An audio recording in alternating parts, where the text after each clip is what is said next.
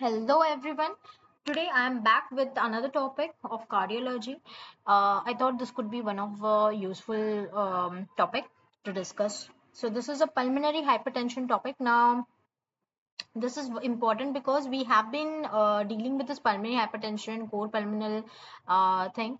But are we actually treating the patient in a correct way? Are we using a new guidelines, whatever it is? How is it different from the earlier guidelines? And what else we have to remember when while treating a patient? So that is all we are going to discuss today. And yes, I welcome you all. So let's start with the pulmonary hypertension. Now, what is it? So first thing is the mean pulmonary artery pressure should be more than 20 mmHg, which could be measured by a right heart catheterization. And this is important definition because this only defines if the patient has a pulmonary hypertension or not. So before labeling the patient as pulmonary hypertension, you need certain evidence for it, right? So another thing is pulmonary circulation is something which is a low resistance circuit. It is actually a high compliance one. So any shift in such high compliance can create a pulmonary hypertension. So we would see why there would be pulmonary hypertension. So one thing is increase in the cardiac output. So that can be because of any cirrhosis, anemia, beriberi, AV fistula, congenital heart defects with left to right shunt. The another thing is increase in the left atrial pressure. Now that could be actually a systolic or a diastolic left ventricular failure. It could be a mitral or aortic valve disease or restrictive cardiomyopathy. The next thing is increase in pulmonary vascular resistance. Now this could be one of the things is hypoxic vasoconstriction that we actually see in a core pulmonary patient. And the another thing is destruction or obliteration of pulmonary vascular bed and the small pulmonary vascular arterial vasculopathy that we will discuss in a few moments. The classification of pulmonary hypertension is very important. Type 1 is something which is idiopathic one, pulmonary artery hypertension. The next thing is the type 2. It is because of left heart disease. The type 3 is because of the lung disease. Type 4 is chronic thromboembolism and type 5 is miscellaneous one. Okay, so we should discuss what is the mean pulmonary artery pressure, what is the pulmonary vascular resistance, pulmonary capillary wedge pressure. Now, if I say the pulmonary artery pressure is more than 20, and if the pulmonary vascular resistance is more than 3, okay, but the pulmonary capillary wedge pressure is less than 15, it is indicating that it is a type 1, type 3 or type 4. Okay, so these are hemodynamically similar one. But when I say if it is a type 2, which is having a more than 20 mmHg of mean pulmonary artery pressure, more than that of 15 of pulmonary capillary wedge pressure, but less than 3 of pulmonary vascular resistance. So that is a type 2 one. So it is different. Okay. So this is one of the MCQ in case of super specialty exam. And this is frequently being asked. Okay. You may be given a scenario for a patient and then you would be given option if it is a type 1, type 2, type 3, type 4. Now, do not think that it is a left heart disease. Now, this is a childish thing. If you keep on saying it is a left heart disease or a lung disease, okay. So that is a level where it is used in NEET PG. These type of the questions, but in here it is expected you to know the pulmonary artery pressure, mean pulmonary artery pressure, pulmonary vascular resistance. Okay. So yeah, so another thing is the type 1. This is important because there is a small vessel vasculopathy. Okay, pulmonary vasculopathy. Now this is something very interesting and it is very important also.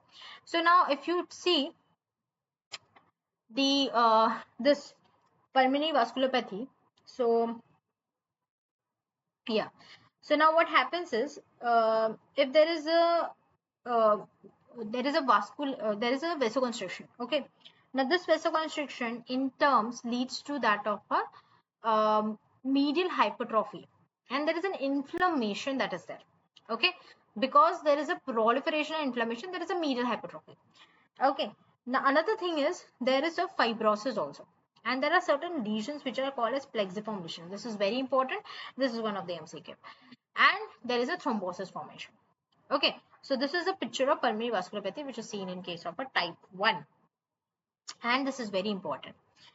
So that is the thing why we have to use a vasodilation, and we have to also go with the anticoagulant for such patient. Okay, now the another thing is the therapeutic targets.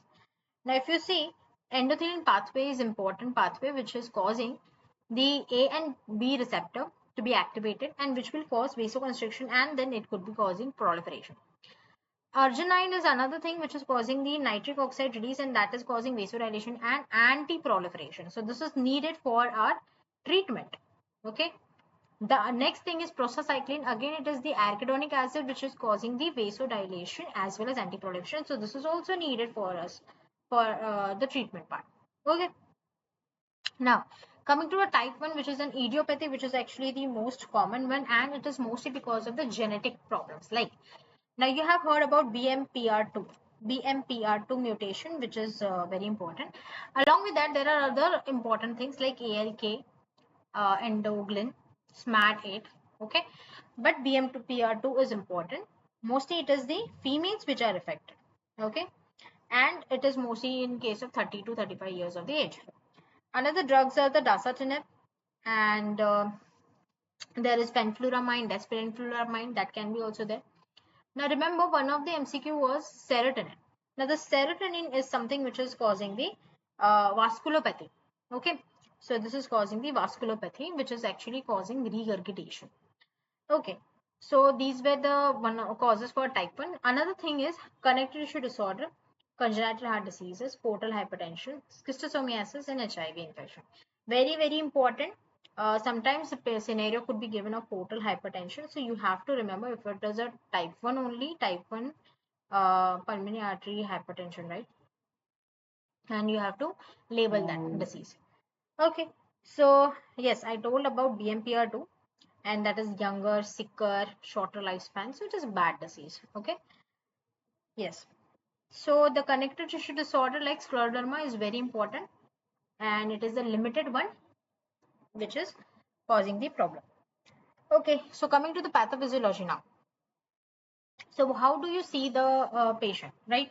So patient will come with fatigue, dyspnea, syncope, chest pain, hepatomegaly, ascites, JVP raise, pedal edema. So features of the failure, like failure only. Okay, it may present like a HFpEF, right? Now what happens is, now this is the pulmonary artery. This, okay. Now say if there is a pulmonary hypertension which is building up over here. So what will happen? So this will be, the blood will be not going. So RA and RB will be dilated. Now, if it is a dilated one, so it will push the LV cavity size will be decreased. Okay. Then what will happen is the decrease in the cardiac output and decrease in the stroke volume. This will create a ischemia in the right side, and in hence it will increase the demand also. So on the examination, we could see there would be actually a palpable S2. There could be a dull second intercostal space on percussion. Loud P2, left parasternal heave, epigastric pulsation. There is an ejection click in the pulmonary area. There is a Caravella sign of a TR, tricuspid regurgitation murmur, and there is a Gram-Still murmur. Okay, so on the X-ray, there would be right atrium and right ventricle dilation could be appreciated. Okay, so DLCO, that is actually decreased. Okay, then the 6-minute walk test will be also decreased, and anti-proBNP levels are something which is causing the, will tell us the prognosis. So very important is the confirmation of the pH through the right heart catheterization, as we have discussed in the first slide itself. Coming to the treatment part. First treatment is, if it is a female which is important and it is a reproductive age group, so avoid pregnancy. You can advise her that. Salt should be less than 2.4 gram per day intake. Then, of course, the respiratory illnesses will be more in such patients, so immunization is better option for her. Then we have a medical treatments like diuretics, because it is behaving like a HFpEF, so you can go with the diuretics, anticoagulation, digoxin, oxygen therapy, and pH specific therapy. Now this will be in detail, we will be learning about that. The surgical treatment is the atrial septostomy and lung transplantation. When I talk about pH specific therapy, the first thing that comes into my mind is the calcium channel blocker. Now, this is something which will be telling us if there is a vasoreactivity test is positive or not. Okay. Now, say if there is a vasoreactivity test positive, we will start with calcium channel block. Vasoreactivity test, that means we will talk about it later. But just remember, the first thing is the calcium channel blocker. Another thing is the endothelin receptor antagonist, that is bosentan, ambrisentan. Phosphodiesterase inhibitor like that of the sildenafil, tadalafil. Prostanoids like epoprostenol, treprostinil, and guanyl cyclase stimulant, that is riociguat. So vasoreactivity test, as I was saying, is the inhaled NO, that is nitric oxide, that can be used. And when the patient has reduction of mean pulmonary artery pressure more than 10 mmHg, by 10 mmHg, we say it is a reactivity test. So it is a positive acute response. Another thing is IV epoprostenol could be used. Adenosine also. Inhaled iloprost could be used. Oral sildenafil could be used, and pure oxygen also can be used. This is very important. This is one of the MCQ. So if there is patient is a vasoreactive, so the calcium channel blockers are given. Okay, this is also very important, that what is the how the drug could be given, like epoprostenol. Now we do not know this because we are not giving it on a daily basis, because patients are of course not affording such drugs. But epoprostenol is continuous IV infusion could be given to such patient. Okay. Treprostinil is something which could be is a versatile. It could be given in subcutaneous, oral, inhaled, or IV. Iloprost is something which is inhaled is given. Selexipag is also oral. Okay. Now I was talking about endothelin receptor antagonist, which is actually acting on A and B receptor. So if it is an A, remember A for A, ambrisentan, and bosentan, maxasentan is for A and B both. Okay. Phosphodiesterase 5 inhibitor. There is a sildenafil which is used in a Viagra, tadalafil, and vardenafil also. Soluble guanyl cyclase stimulator. This is the riociguat, which could be used in chronic thromboembolism patient, which is a type 4, right? So the patient is started on the if the patient is vasoreactive, we start on calcium channel blocker. If the patient is not vasoreactive, and we then classify the patient as class 1, class 2, class 3. We start on dual. Dual means any two group we can combine. If I'm combining endothelin receptor antagonist and phosphodiesterase 5 inhibitor, ambrisentan with tadalafil, if there is no response, we could go with the triple therapy, that is 3 groups which could be combined. Same is with the class 2, 3, 4. Class 4 is something which is IV epoprostenol continuous IV infusion can be given for such patient. And if there is no response, we go with the triple therapy. And even if the triple therapy is not useful, atrial septostomy or the lung transplantation could be tried such patient. So coming to a type 2 pulmonary hypertension. Now this is something which is a left heart disease, so HFpEF like, so we treat like same. Remember, now this is very important. Type 3 pulmonary hypertension. Now what happens in the type 3 is because of the lung disease. Now will the pH specific therapy useful in such patient? So answer is no. But still I have seen that in many centers the pH specific therapy is given to such patient. I don't know why. If the core pulmonary patient is coming to you, is there any use of giving him a pH specific therapy? So even the Harrison says it is not useful. Okay. So it is because of the chronic hypoxia, that is hypoxic vasoconstriction is there. So long-term oxygen therapy is something which is necessary in such patient. There is no benefit to pH specific therapy. This is very important. Okay. Type 4 is chronic thromboembolism. That is mostly because acute thromboembolism can go into chronic thromboembolism. Okay. That's why riociguat can be used in such patient, or pulmonary endarterectomy if it is done in your center, that can also be helpful. And a lifelong anticoagulation for such patient, because it is a chronic one, it could be a recurrent one also. There is a chance that there is a recurrence is possible in such patients, so that's why there is lifelong anticoagulation is required in such patient. Okay.